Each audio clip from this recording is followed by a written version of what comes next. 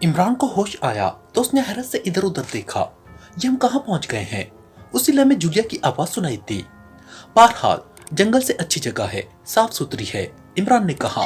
बोचारी हमारे साथ नहीं है, उसी लम्हे सफदर ने कहा और सब बेख्तियार चौंक कर इधर उधर देखने लगे। वाकई बोचारी मौजूद नहीं है, इमरान ने इस बार इंतहाई संजीदा लहजे में कहा। वो कुर्सियों पर बैठे हुए थे और उनके हाथ उकब में करके रस्सियों से बांध दिए गए थे। लेकिन इमरान ने होश में आते ही महसूस कर लिया था कि रस्सियां काफी ढीली है और ढीली होने की वजह से वो खुल तो सकती है लेकिन कट नहीं सकती, क्योंकि काटने के लिए तनी हुई रस्सी की जरूरत होती है। ढीली रस्सी पर ब्लेड काम नहीं कर सकता था। उसके होंठ बेख्तियार भीज गए। क्या तुम सबके हाथों में बंधी हुई रस्सियां ढीली हैं? इमरान ने मुड़कर कदरे सरगोशियाना लहजे में अपने साथियों से पूछा। ढीली नहीं, ये तो इंतहाई मजबूती से बंधी हुई है, उसके साथ बैठे हुए सफदर ने जवाब दिया। और इमरान ने इस तरह सर हिलाया जैसे वो किसी नतीजे पर पहुंच गया हो। उसी लम्हे कमरे का दरवाजा खुला और दूसरे लम्हे इमरान दरवाजे में दाखिल होते हुए डॉक्टर फ्रैंक को देखकर बेख्तियार चौंक पड़ा। डॉक्टर फ्रैंक के पीछे सुजैन और उसके साथ एक लंबा तड़ंगा देवकामत एक्रीमी नौजवान था। इमरान को उस आदमी का चेहरा किसी हद तक शिनासा सा लग रहा था, लेकिन यह शिनासाई सिर्फ लाशऊर की हद तक ही महदूद थी। तुमने इन्हें बांध क्यों रखा है सुजैन? डॉक्टर फ्रैंक ने मुड़कर सुजैन से मुखातिब होकर कहा। डॉक्टर, ये लोग इंतहाई खतरनाक हैं। ये जीरो फाइल वापस हासिल करने और लेबोरेटरी तबाह करने आए हैं। मैंने आपको बताया है कि ये कैसे अजखुद होश में आकर यहाँ कैंप पर हमला करने आ रहे थे कि हमने इन्हें गिरफ्तार कर लिया, वरना इनका मकसद यही था कि ये हमें कत्ल करके यहाँ से असला हासिल करते और फिर लेबोरेटरी में दाखिल होकर आपको और आपके साथियों को हलाक कर देते। सुजैन ने जल्दी जल्दी वजाहत करते हुए कहा। ओ, वाकई तुम दुरुस्त कह रही हो, मगर ये खुद ब खुद कैसे होश में आ गए? डॉक्टर फ्रैंक ने चौंक कर कहा। ये तो यही बताएंगे, आप इनसे पूछ-गुछ करें डॉक्टर। हम चलते हैं, हो सकता है ये हमारी मौजूदगी में आपको दुरुस्त बात ना बताए। सुजैन ने कहा। हाँ तुम जाओ, मैं खुद बात कर लेता हूँ इमरान से। डॉक्टर फ्रैंक ने इस्बात में सर हिलाते हुए कहा। डॉक्टर, आप मोहतात रहेंगे, ये इंतहाई खतरनाक लोग हैं। सुजैन ने कहा। तुमने फिर मुझे हिदायत देनी शुरू कर दी। नॉनसेंस, जाओ दफा हो जाओ, डॉक्टर फ्रैंक ने गुस्से की शिद्दत से चीखते हुए कहा। और वो दोनों तेजी से मुड़कर दरवाजे से बाहर निकल गए। ये अहमक है अली इमरान जो तुम्हें खतरनाक करार दे रहे हैं, लेकिन पहले तुम ये बताओ कि तुम खुद ब खुद कैसे होश में आ गए थे? डॉक्टर फ्रैंक ने कहा। डॉक्टर फ्रैंक, आप इतने अजीम साइंसदान हैं, आपने जो रेस और दवा हम पर इस्तेमाल की थी, क्या आप सोच भी सकते हैं कि हम खुद ब खुद होश में आ सकते हैं? ये सब दरअसल आपके खिलाफ ड्रामा खेला जा रहा है। इमरान ने मुस्कुराते हुए कहा। ड्रामा? क्या मतलब? मैं समझा नहीं, कैसा ड्रामा? डॉक्टर फ्रैंक ने हैरान होकर कहा। आप हमारे उकब में आकर हमारे हाथों पर बंधी हुई रस्सियां खुद चेक कर ले, आपको सारे ड्रामे की खुद ब खुद समझ आ जाएगी। इन्होंने जानबूझकर मेरे हाथों में ढीली रस्सियां बांधी हैं ताकि मैं इन रस्सियों को आसानी से खोलकर अपनी जान बचाने के लिए आप पर काबू पाकर आपको ढाल बना सकूं, और फिर ये रेड रेस टाइप की कोई शुआ इस्तेमाल करके हमें दोबारा बेहोश कर दे। इस तरह आप पर साबित किया जा सके कि आपकी जिंदगी और लेबोरेटरी की बका का दारोमदार सुजैन पर है और आप उस पर रौब जमाना छोड़ दे। इमरान ने हालात का जायजा लेकर अपने हाथों में बंधी हुई ढीली रस्सियों की असल वजह दुरुस्त तौर पर सोच ली थी, इसलिए उसने रस्सियों की चेकिंग की बात डॉक्टर फ्रैंक से कर दी थी। ओ, तो ये बात है, डॉक्टर फ्रैंक ने होंठ भींचते हुए कहा, और तेजी से चलता हुआ वो इमरान और उसके साथियों के उकब में पहुंच गया। अरे वाकई तुम्हारे साथियों के हाथों में बंधी हुई रस्सियां सख्त है, जबकि तुम्हारे हाथों में ढीली रस्सियां बांधी गई हैं। मगर डॉक्टर फ्रैंक की हैरत भरी आवाज सुनाई दी। हमारा मकामी साथी भी गायब है। उसे भी इसलिए गायब किया गया है क्योंकि उन्होंने सारी प्लानिंग उसके सामने की थी और उनका ख्याल था कि सिर्फ वही मकामी जबान जानता है। हालांकि मैं भी मकामी जबान जानता हूँ, इमरान ने मुस्कुराते हुए कहा। हूँ, मैं अब इस सुजैन को यहाँ नहीं रहने दूंगा। ठीक है, अब सबसे पहला काम मैं यही करूंगा। बहरहाल अली इमरान, मैं यहाँ इसलिए आया हूँ कि जीरो फाइल में एक सफा किसी अजीब से कोड में है जो हमसे हल नहीं हो रहा। क्या तुम इसे हल कर सकते हो? मुझे यकीन है कि यह कोड पाकिस्तान का सरकारी कोड होगा। डॉक्टर फ्रैंक ने सामने की तरफ आते हुए कहा। Zero file? किस फाइल की बात कर रहे हैं आप? इमरान ने हैरत भरे लहजे में कहा। अरे तुम्हें मालूम नहीं? ओ, फिर तो वाकई तुम बेगुनाह हो। बहरहाल ये एक फाइल है जो तुम्हारे मुल्क से लाई गई है। ये देखो इसका सफा। अगर तुम इसे डिकोड करने में मेरी मदद करो तो मेरा वादा कि तुम्हें और तुम्हारे साथियों को जिंदा और सही सलामत वापस भिजवा दूंगा। डॉक्टर फ्रैंक ने कहा। ठीक है, मुझे आपके वादे पर एतमाद है। आपके पास पूरी फाइल है या यही सफा है जिसे डिकोड करना है? इमरान ने कहा। यही सफा है। क्यों? डॉक्टर फ्रैंक ने चौंक कर पूछा। वो शायद पूरी फाइल की बात सुनकर मशकूक हो गया था। इसलिए पूछ रहा हूँ कि इस कोड का हल फाइल के अंदर ही मौजूद होगा, और जब तक फाइल सामने ना आए ये सफा डिकोड हो ही नहीं सकता। पाकिस्तान वालों ने इसे बाकायदा सरकारी पॉलिसी बना रखा है कि हर फाइल में कोड का एक सफा रखा जाए और उसका हल भी उस फाइल में इस तरह छुपा दिया जाए कि किसी नए आदमी को मालूम ही ना हो सके। इसलिए जब तक आप पूरी फाइल मुझे ना दिखाएंगे ये कोड हल भी ना हो सकेगा। इमरान ने संजीदा लहजे में कहा। ओके, मैं ले आता हूँ फाइल, डॉक्टर फ्रैंक ने कहा और तेजी से दरवाजे की तरफ मुड़ गया। इमरान उसी तरह इत्मीनान से बैठा हुआ था। थोड़ी देर बाद डॉक्टर फ्रैंक, सुजैन और वो देवकामत नौजवान इकट्ठे ही अंदर दाखिल हुए। सुजैन के चेहरे पर बेपनाह गुस्सा था, उसके होंठ भींचे हुए थे। देखो, खुद देखो, इसके हाथों की रस्सियां किस कदर ढीली है, डॉक्टर फ्रैंक ने चीखते हुए सुजैन से कहा। अगर वाकई ऐसा है तो ये नाकाबिल माफी जुर्म है। मैं उस आदमी को गोली मार दूंगी जिसने ऐसा किया है। मारून जाकर चेक करो और रस्सियां अच्छी तरह टाइट कर दो, सुजैन ने गुस्सीले लहजे में कहा। फिक्रे के आखिर में वो उस देवकामत नौजवान की तरफ मुड़ गई थी। यस मादाम, मारून ने इंतहा मुअद्दिबाना लहजे में कहा और तेजी से इमरान के उकब में आ गया। वाकई मादाम, रस्सियां बेहद ढीली है। आप मशीन गन इसके सीने पर रख दे ताकि मैं रस्सियां खोलकर इन्हें अच्छी तरह बांध दूं, वरना रस्सियां खुलते ही ये आदमी हरकत में भी आ सकता है, मारून ने कहा। और सुजैन ने जल्दी से हाथ में पकड़ी हुई मशीन गन सीधी की और आगे बढ़कर उसने मशीन गन की नाल इमरान के सीने पर रख दी। क्या जरूरत थी इतनी तकलीफ करने की? तुम्हारे आंखों के तीर इस मशीन गन से ज्यादा कातिल हैं, इमरान ने मुस्कुराते हुए कहा। बकवास मत करो, तुम मुझे बेवकूफ नहीं बना सकते। मुझे मारून ने तुम्हारे मुतालिक सब कुछ बता दिया है, सुजैन ने गुस्सीले लहजे में कहा। पहली बात तो ये है कि मुझे किसी बने बनाए को दोबारा बनाने की जरूरत ही क्या है, और दूसरी बात ये कि मारून मेरे मुतालिक कैसे जानता है, इमरान ने मुस्कुराते हुए कहा। वो पहले एक्रिमियन सीक्रेट सर्विस में था और एक केस में तुमसे टकरा भी चुका है, सुजैन ने होंठ चबाते हुए कहा। मादाम, अब ये रस्सियां नहीं खोल सकता, मैंने अच्छी तरह बांध दी है। उसी लम्हे मारून की इमरान के उकब से आवाज आई और उसके साथ ही सुजैन पीछे हट गई और मारून भी उकब से सामने के रुख पर आ गया। मैं फाइल ले आया हूँ इमरान, अब बताओ कहाँ है वो हल, डॉक्टर फ्रैंक ने हाथ में पकड़ी हुई फाइल इमरान की नजरों के सामने करते हुए कहा। आप ऐसा करें कि एक एक सफा खोलकर मेरी नजरों के सामने करे। वैसे मुझे कैसे मालूम हो सकता है कि वो हल कहाँ है, लेकिन बेहतर यही है कि आप इन दोनों को पहले बाहर भिजवा दे, इमरान ने इंतहाई संजीदा लहजे में कहा। तुम जा सकते हो सुजैन और मारून, डॉक्टर फ्रैंक ने मुड़कर सुजैन और मारून से कहा। मगर डॉक्टर फ्रैंक, सुजैन ने कुछ कहना ही चाहा था कि डॉक्टर फ्रैंक ने उसका फिक्रा ही मुकम्मल न होने दिया। मैं जो कुछ कह रहा हूँ वो करो, जाओ, डॉक्टर फ्रैंक ने इंतहाई सख्त लहजे में कहा। तो सुजैन और मारून दोनों खामोशी से मुड़े और चंद लम्हों बाद कमरे से बाहर निकल गए।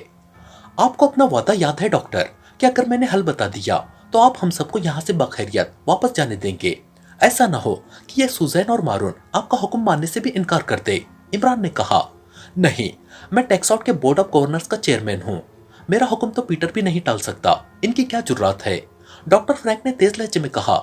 ओके, खुले सफे, इमरान ने इत्मीनान भरे लहजे में कहा। और डॉक्टर फ्रैंक ने फाइल इमरान की गोद में रखी और फिर जिस तरह सेक्रेटरी बॉस के सामने एक एक सफा खोलता है इस तरह वो सफात खोलने लगा। इमरान ने कोड वाला सफा भी देखा और फिर उसके लबों पर मुस्कुराहट रेंग गई। कोड बिल्कुल वाज़ेह था, लेकिन डॉक्टर फ्रैंक के इसको न समझने का यही मतलब हो सकता है कि डॉक्टर फ्रैंक सिर्फ और सिर्फ साइंसदान है। और फिर इमरान ने डॉक्टर फ्रैंक को कोड का हल बता दिया। इसे डिकोड कराओ, मुझसे ना होगा, डॉक्टर फ्रैंक ने कहा। निकालिए कागज और कलम और लिखिए, इमरान ने कहा। और डॉक्टर फ्रैंक शायद पहले से ही बंदोबस्त कर आया था। उसने फाइल के आखिर में से 2 खाली सफात निकाले और फिर उस कमरे की एक साइड में मौजूद छोटी सी मेज के पीछे रखी कुर्सी पर बैठ गया, जबकि फाइल बदस्तूर इमरान की झोली में पड़ी हुई थी और कोड वाला सफा उसकी नजरों के सामने था। इमरान ने डॉक्टर को लिखवाना शुरू कर दिया। ओह गुड, वाकई तुमने मुकम्मल ताउन किया है, मैंने फाइल को पढ़ा है, उससे ये डिकोड हुआ सफा पूरी तरह लिंक करता है, डॉक्टर फ्रैंक ने मुतमईन लहजे में कहा। और फिर सफा बंद करके उसने जेब में रखा और आकर इमरान की गोद से फाइल भी उठा ली। ओके, मैं उन्हें बुलाकर लाता हूँ ताकि वो तुम्हें और तुम्हारे साथियों को आजाद कर दे, डॉक्टर फ्रैंक ने कहा और तेजी से मुड़कर कमरे से बाहर निकल गया। ये सुजैन कभी ऐसा न करेगी, जूलिया ने गुस्सीले लहजे में कहा। हो सकता है तुम्हारी बात दुरुस्त हो, लेकिन देखो क्या होता है, इमरान ने मुस्कुराते हुए कहा।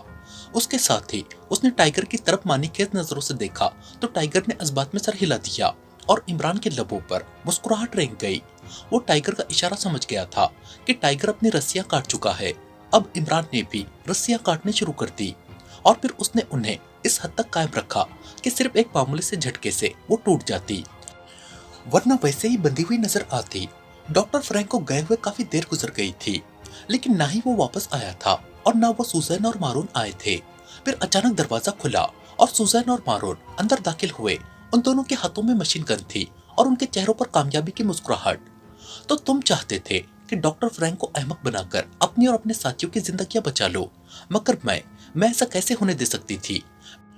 मैंने डॉक्टर फ्रैंक को मुतमईन करके लेबोरेटरी भिजवा दिया है और अब तुम मरने के लिए तैयार हो जाओ, सुजैन ने कहा। मगर तुम डॉक्टर को क्या कहोगी, वो बोर्ड ऑफ गवर्नर का चेयरमैन है, इमरान ने मुंह बनाते हुए कहा। मैंने उसे क्या कहना है, यही कि मैंने तुम्हें वापस भिजवा दिया है, उसने कोई जाकर पाकिस्तान में चेकिंग करनी है। सुजैन ने कहा और इमरान बेख्तियार हंस पड़ा। वेरी गुड, वैसे जिस कदर जहानत का मुजाहरा तुम कर रही हो, इस कदर ज़हीन शक्ल से तो नजर नहीं आ रही, इमरान ने हंसते हुए कहा। तुम मेरा मजाक उड़ा रहे हो, मेरा, सुजैन का, मारून इसे गोलियों से उड़ा दो, यकलक सुजैन ने गुस्से की शिद्दत से चीखते हुए कहा। लेकिन इससे पहले कि उसका फिक्रा खत्म होता, यकलक इमरान का जिस्म कुर्सी से इस तरह उछला जैसे कुर्सी में लाखों वोल्टेज का करंट आ गया हो और दूसरे लम्हे सुजैन चीखती हुई मारून से टकराई। मगर मारून इंतहाई बर्क रफ्तारी से एक तरफ हटा ही था कि यकलक टाइगर ने उस पर हमला कर दिया और दूसरे लम्हे मारून चीखता हुआ नीचे गिरकर उठती हुई सुजैन से टकराया और दोनों ही उलटकर फर्श पर गिरे ही थे कि मारून ने बिजली की सी तेजी से उल्टी कलाबाजी खाई और उसके साथ मशीन पिस्टल उसके हाथ में दिखाई दिया ही था कि यकलक जवाना की लात घूमी और मशीन पिस्टल उसके हाथ से निकलकर दूर जा गिरा।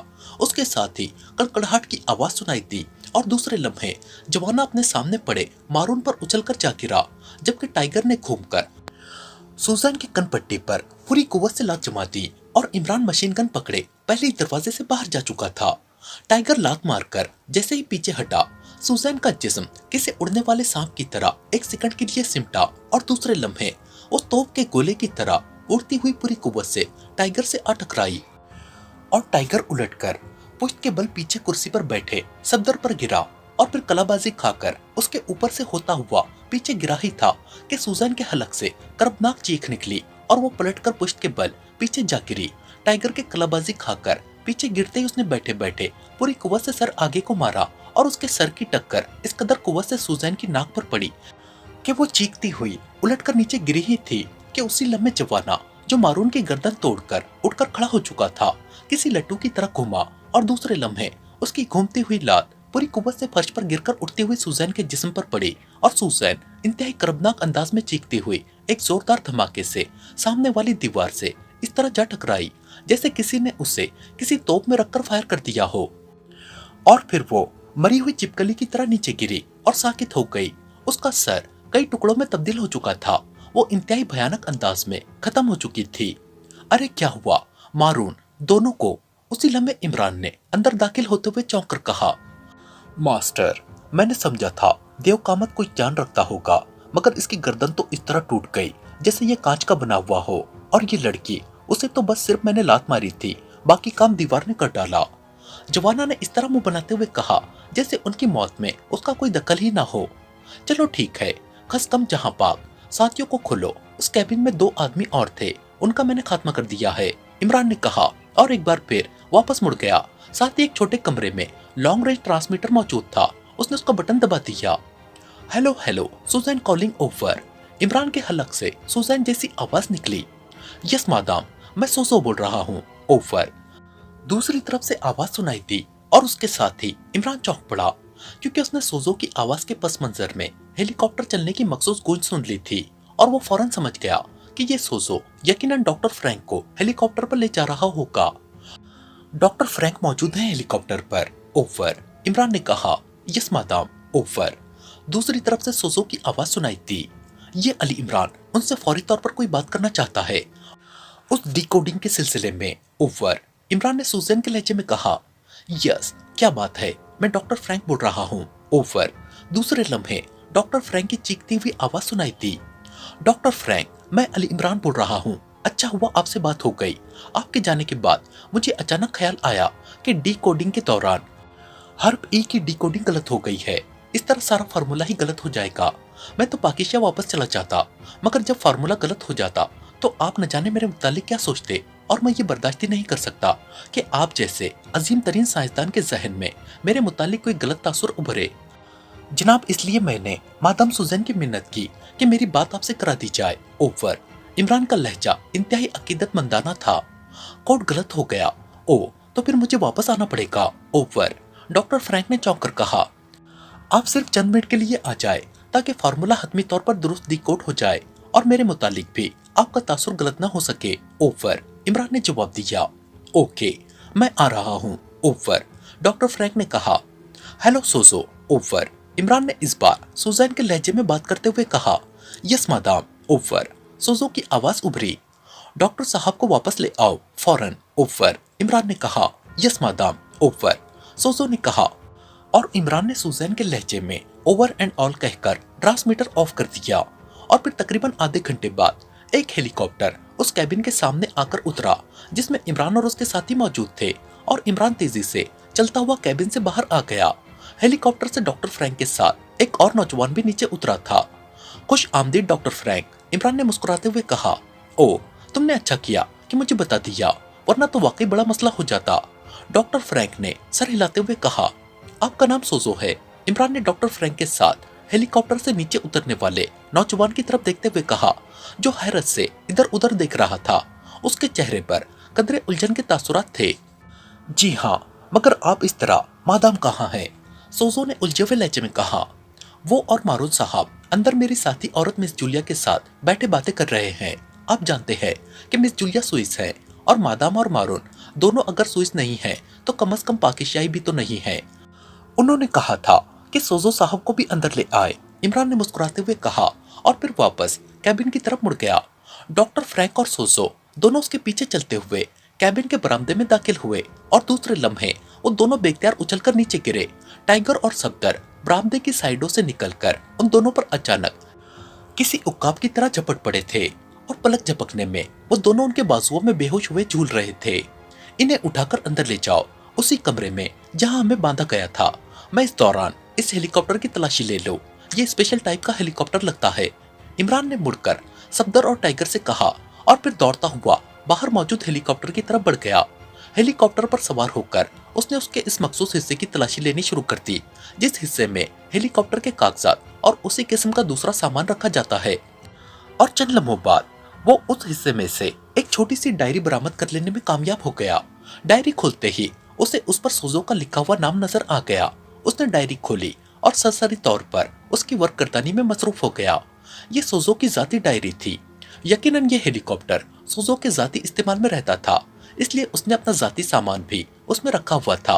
वो उसे पढ़ता रहा और फिर आखिर सफाहत पर मौजूद इंदिराजात पढ़कर उसके लबों पर मानीखेज मुस्कुराहट उभर आई।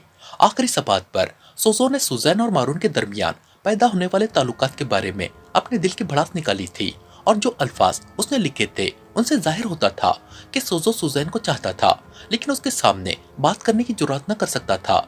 और अब मारून और सुजैन के दरमियान जिस किस्म के ताल्लुकात पैदा हो गए थे उस पर उसे शदीद गुस्सा था, लेकिन वो मजबूर था। बहरहाल इस डायरी से इमरान को इतना मालूम हो गया था कि ये सोजो इस कैंप में नस्ब मशीनरी और यहाँ मौजूद अफराद का इंचार्ज है।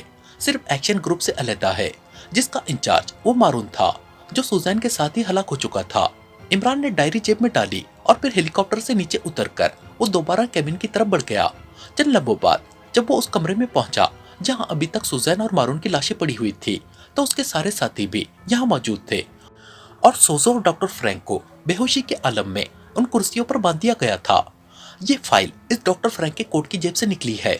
सफदर ने हाथ में पकड़ी हुई फाइल इमरान की तरफ बढ़ाते हुए कहा। ओ, 0 फाइल। बहुत शुक्रिया सफदर। अब मैं देखता हूँ तुम्हारा चीफ इसके बदले में मुझे भारी चेक देता है या नहीं। अगर वो मुझे एक छोटे से चेक पर टरका देता है, इमरान ने बड़े मसरत भरे लहजे में कहा। मगर दूसरे लम्हे साथ खड़ी हुई जूलिया ने यकलख्त उसके हाथ से फाइल झपट ली। ये पाकिस्तान की सरकारी फाइल है, इसलिए इसे तुम जैसे गैर मुतालिक आदमी के पास नहीं होना चाहिए। तनवीर, तुम इसे रखो, जूलिया ने इंतहाई सरद लहजे में कहा और फाइल तनवीर की तरफ बढ़ा दी और तनवीर का चेहरा ना सिर्फ फर्द मसरत से खिल उठा बल्कि उसका चौड़ा सीना मजीद 2 इंच चौड़ा हो गया। बहरहाल जूलिया ने इमरान के मामले में उसे अहमियत दी थी और जाहिर है ये उसके लिए मसरत की मेराज थी। क्या क्या मतलब? क्या तनवीर मुझसे ज्यादा बाएतमाद है तुम्हारे नजदीक? इमरान ने इंतहाई गुस्सीले लहजे में फनकारते हुए कहा। एतमाद की बात नहीं, ये सरकारी फाइल है, इसलिए सरकारी आदमी के पास ही रहनी चाहिए। जूलिया ने मुंह बनाते हुए कहा। ठीक है, फिर सरकारी आदमी जाने और उनका काम। चलो भाई, सारे गैर सरकारी मेरे साथ वापस चलो। इमरान ने रूठे हुए लहजे में टाइगर, जोसेफ और जवाना से मुखातिब होकर कहा। इमरान साहब प्लीज, सफदर ने मुस्कुराते हुए कहा। सॉरी सफदर, इन हालात में इमरान कैसे प्लीज रह सकता है? इमरान ने मुंह बनाते हुए कहा और दरवाजे की तरफ मुड़ गया, मगर उसी लम्हे तनवीर की हल्की सी चीख और उसके साथ ही धमाके की आवाज सुनाई दी और इमरान तेजी से मुड़ा। खबरदार, वरना एक लम्हे में गर्दन तोड़ दूंगा। जोसेफ कुर्सी पर बैठे हुए तनवीर से मुखातिब था। फाइल मैंने ले ली है बॉस, अब अगर इनमें से किसी की जुर्रत है तो जोसेफ से फाइल वापस लेकर दिखाए। जोसेफ के लहजे में शदीद गुस्सा था। उसने न सिर्फ तनवीर के हाथ से फाइल झपट ली थी बल्कि उसे अचानक धक्का देकर पीछे रखी हुई कुर्सी पर भी धकेल दिया था।